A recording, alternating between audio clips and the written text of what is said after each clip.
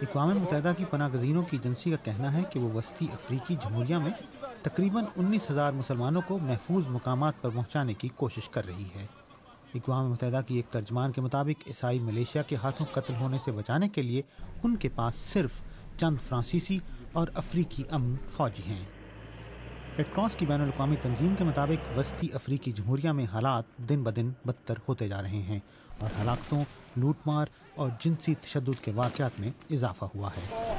کار میں 50% عیسائی اور 15% مسلمان ہیں۔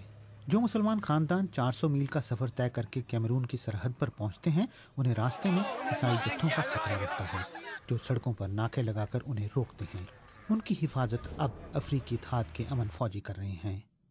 یہ لڑائی تقریباً 1 سال قبل شروع ہوئی تھی جب مسلمان باغیوں نے کئی علاقوں پر قبضہ کر لیا تھا۔ پہلے عیسائی زیر اعتاب تھے، اب مسلمان نشانے پر ہیں۔ عارف شمیم، BBC نیوز۔